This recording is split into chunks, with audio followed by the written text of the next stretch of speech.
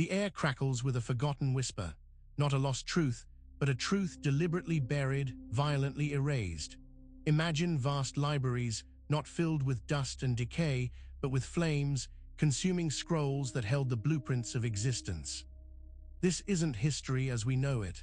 It's occult archaeology, a descent into realms where sacred texts were not merely banned, but incinerated, their knowledge deemed too dangerous, too pure for the ordered world. We'll be unearthing a manuscript, a relic whispered to have been found not in some dusty archive, but deep beneath the hallowed stones of a cathedral. Its pages, fragile as spiderwebs, spill secrets of rebel angels and primordial serpents, entities that defy our neat categories of good and evil. Esoteric scholars, ancient rituals, forbidden symbols, they begin to connect, forming a language that speaks of a time when what we now label evil was, in fact, divine rebellion. You may start to feel a stir within you, a memory you didn't know you possessed, a sense of cosmic betrayal. This journey promises to make you question every prayer you've ever uttered, every deity you've ever revered, because we're about to discover that light was stolen, and in its stead, darkness was rebranded as salvation itself. And real quick, make sure to subscribe and hit the notification bell for more videos. Now let's keep going. The very notion of divine scripture is often painted as a pathway to purity, a set of rules for ascension.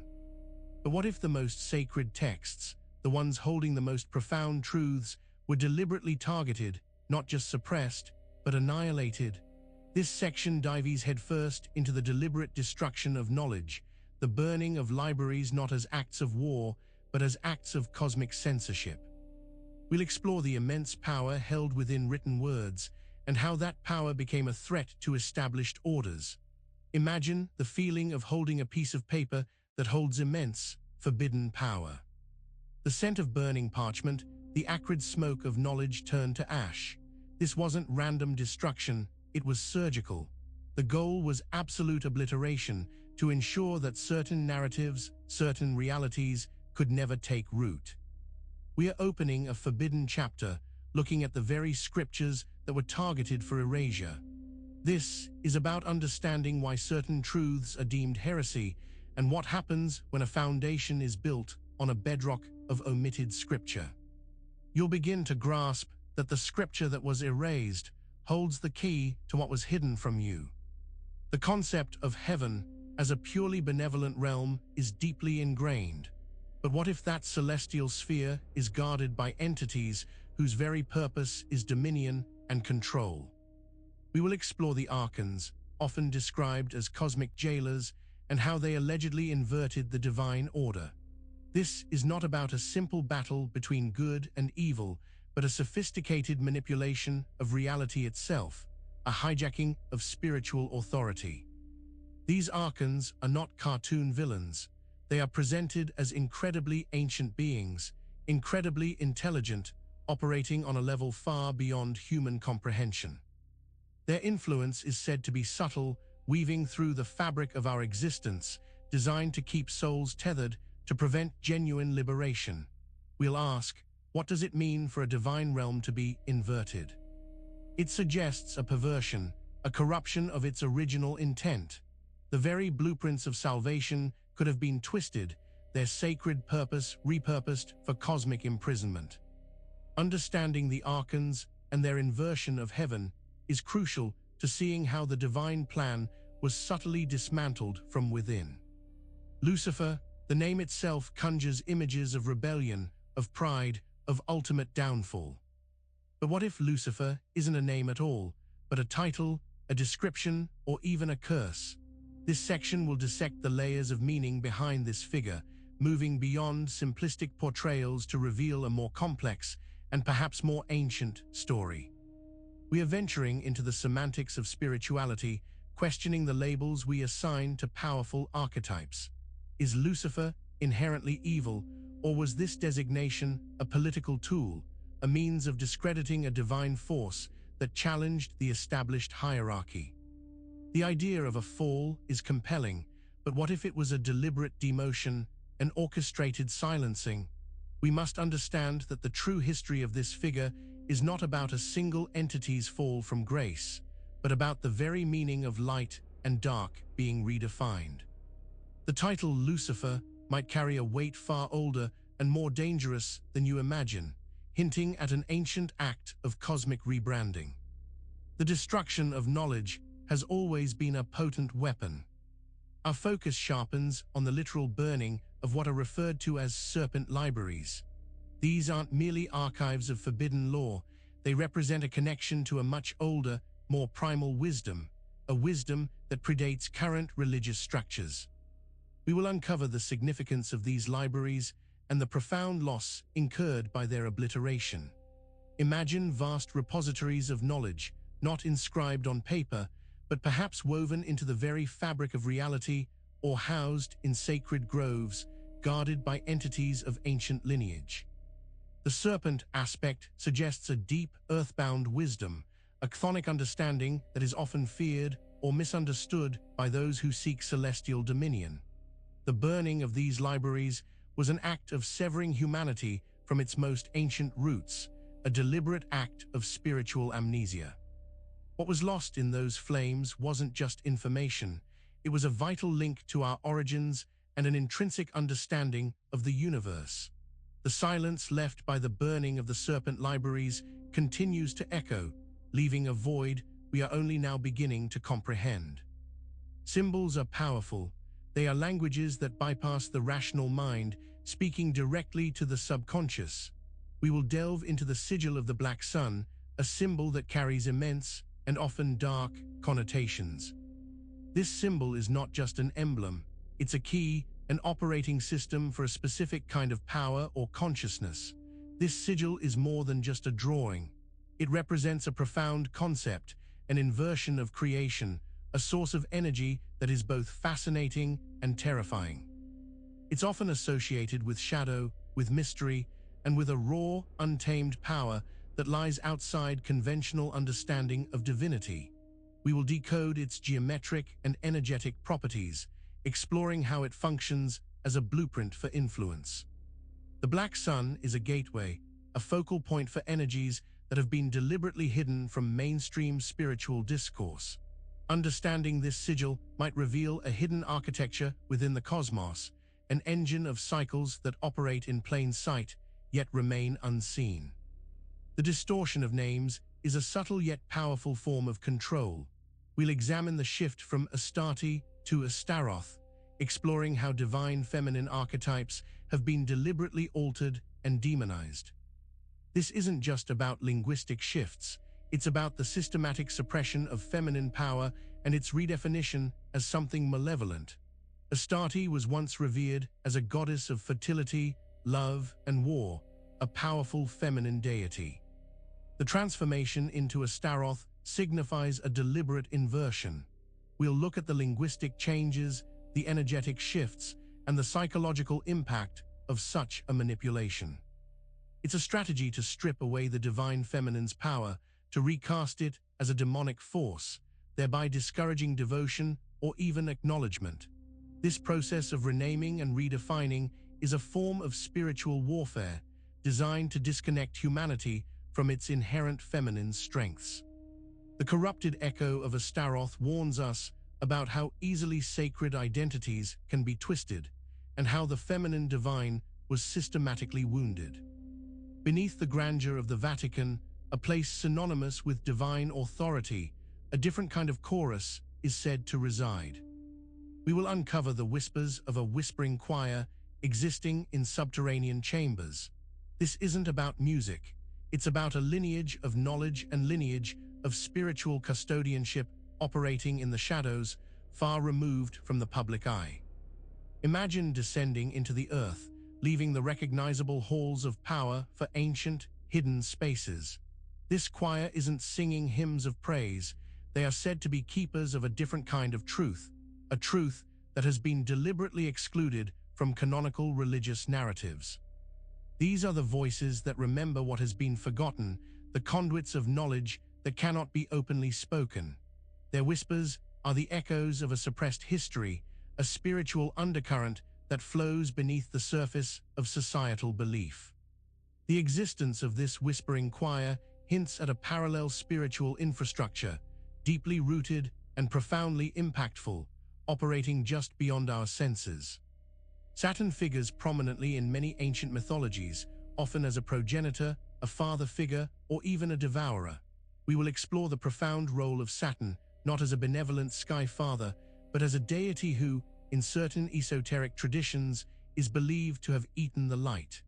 This concept challenges our understanding of primal creation and cosmic origins. We are about to confront a primordial deity whose influence is said to be fundamental to the structure of our reality. The idea of Saturn consuming light suggests a very different kind of genesis than the one commonly taught. It implies a cosmic act of entropy or control, where a powerful entity played a role in shaping the universe by limiting or absorbing its pure, unmanifested radiance. This isn't mere mythology. It's an energetic blueprint that might explain certain limitations and cycles we experience in existence. The story of Saturn eating the light is a critical piece, revealing how the very essence of creation may have been subjected to a profound restriction, shaping the universe as we know it.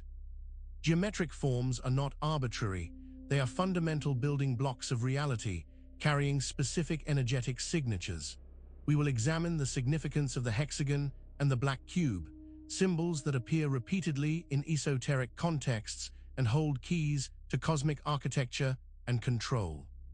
The hexagon, with its inherent balance and strength, is a natural design. Yet, when presented in conjunction with the black cube, it suggests a deliberate structuring, a form of cosmic engineering. These shapes are not just visual representations, they are vibrational patterns, keys that unlock or impose certain frequencies upon reality. The black cube, often associated with limitations or even a prison, when combined with the hexagonal structure, hints at a sophisticated system of entrapment or organization. Understanding these geometric keys is vital to deciphering the hidden order and potential manipulation within our perceived reality.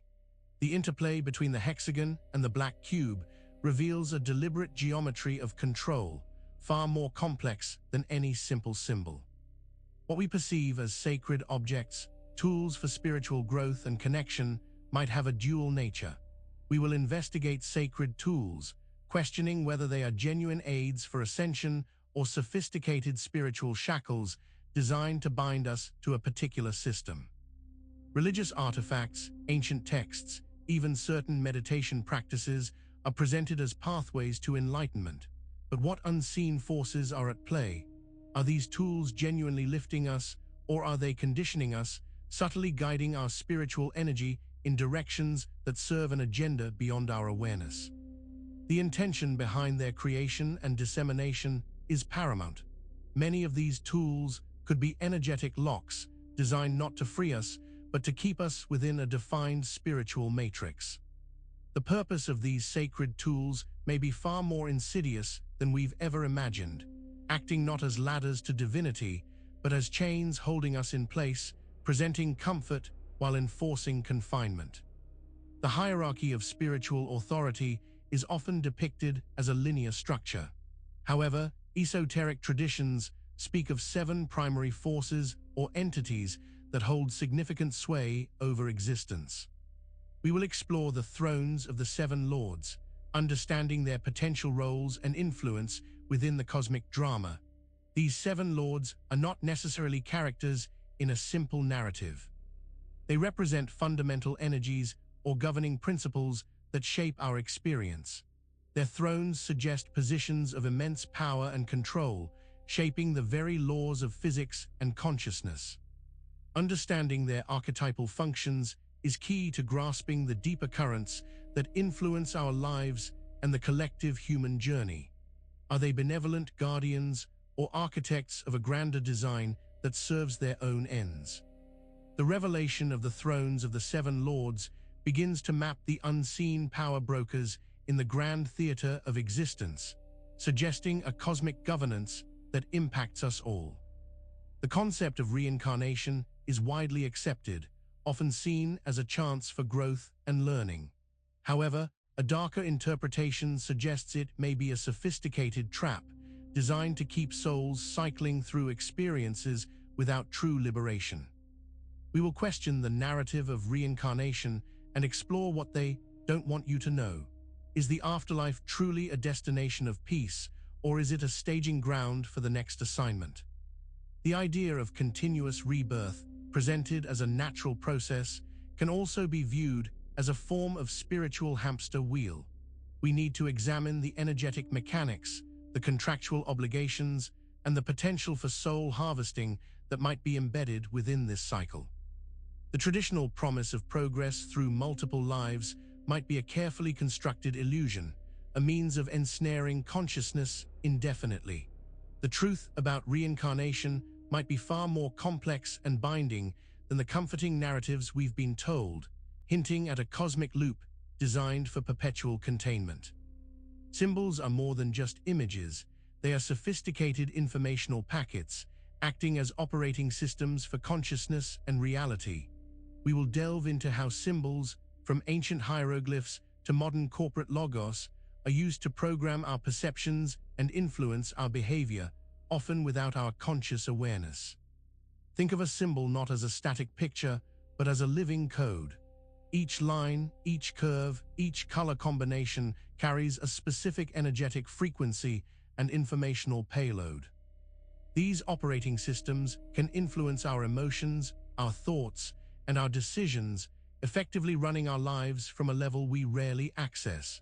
From religious icons to brand emblems, these symbols are quietly steering the collective human experience. We are constantly interfacing with these systems, absorbing their programming and acting out the directives embedded within them. Understanding symbols as operating systems is the first step to recognizing the hidden software dictating our reality and reclaiming our cognitive autonomy. The fabric of the universe, as we understand it, might have been irrevocably altered by a singular, cataclysmic event. We will explore the concept of a seal that broke the heavens, a pivotal moment that fundamentally changed the nature of existence and perhaps introduced limitations that were not there before. Imagine a point in time, a cosmic inflection, where something was shattered, something fundamental was damaged or sealed off. This event isn't just a historical footnote. It's the origin point for many of the spiritual and existential challenges we face today. It suggests a deliberate act of breaking, a fracturing of divine unity or cosmic integrity. The heavens, once perhaps an open expanse, may have been sealed off, creating divisions and introducing a form of cosmic confinement. The breaking of the seal implies a prior state of freedom that was subsequently lost. This pivotal event explains the inherent brokenness so many feel within themselves and the world around them. Among the celestial hosts, there might be beings of immense significance whose identity has been deliberately obscured. We will search for the angel with no name, an entity whose anonymity hints at a power or a role that transcends conventional nomenclature and perhaps challenges the known hierarchies. This nameless angel is not an overlooked minor deity. Their lack of a name suggests a primordial quality, a power so vast or so fundamental that it cannot be contained within a single appellation.